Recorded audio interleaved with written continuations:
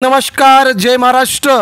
पौष महिन्यामुळे अडकलेली महाराष्ट्राची पालकमंत्रीपदाची यादी अखेर मित्रांनो आली सर्वांच्या समोर। नेमकी कोणती आहे यादी? उद्या सकाळीच होणार ही नावांची यादी जाहीर।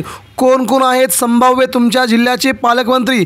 मित्रांनो जाणून घेऊया, महत्त्वाची यादी लागली आपल्या हाती। सविस्तर बातमी बघूया।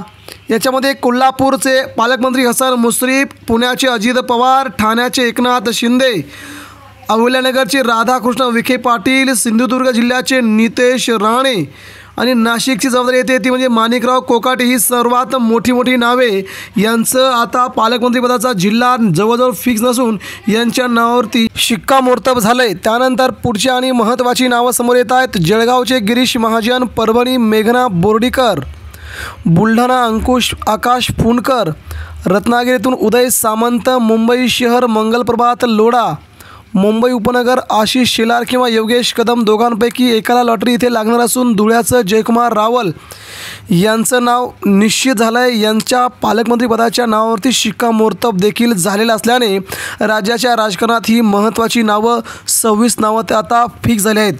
त्यामध्ये आता पुढची नावं ॲड होत आहेत। अजित पवार बीड, पुणे, चंद्रशेखर बावनकुळे नागपूर, धनंजय मुंडेंना नवीन जबाबदारी मिळते धाराशिव जिल्ह्याची, परंतु तिथे देखील त्यांचं मंत्रिपद जाऊ शकते अशी शक्यता सध्या वर्तवली जात आहे।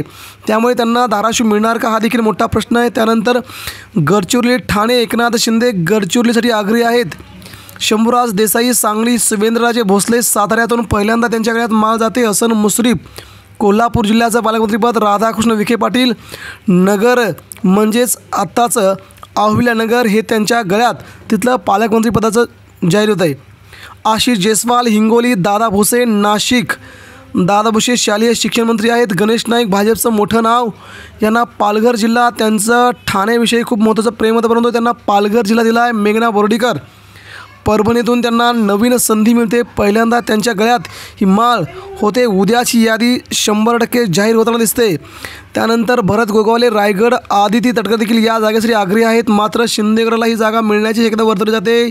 नितेश राणे सिंधुदुर्ग जिल्ह्याचं पहिल्यांदा त्यांना पालकमंत्री मिळते। उदय सामंत रत्नागिरीतून त्यांचं नाव पुढे येते, त्यांना तिसऱ्यांदा इथला जिल्हा स्वतःच्या ताब्यात मिळतोय। जयकुमार गोरे यांना सोलापूर जिल्ह्याचं पहिल्यांदा लॉटरी लागताना दिसते। त्यानंतर पुढच्या नावामध्ये पंकज भोयर वर्ध्यातून त्यांच्या नावाला जोरदार पसंती असून माधुरी मिसाळ वाशिम जिल्ह्याचं पालकमंत्रीपद असेल। इंद्रनील नाईक पहिल्यांदाच त्यांना वाशिम दोघांपैकी एकालाही संधी मिळणार असून परंतु याचं इथे माधुरी मिसाळ यांचं नाव आग्रही मानलं जात असलं तरी इंद्रनील नाईक देखील आहेत। बाळासाहेब पाटील लातूर जिल्ह्याचे त्यांना मंत्रिपद दिलं गेलं आहे। मित्रांनो ही होती महत्त्वाची राज्याची यादी।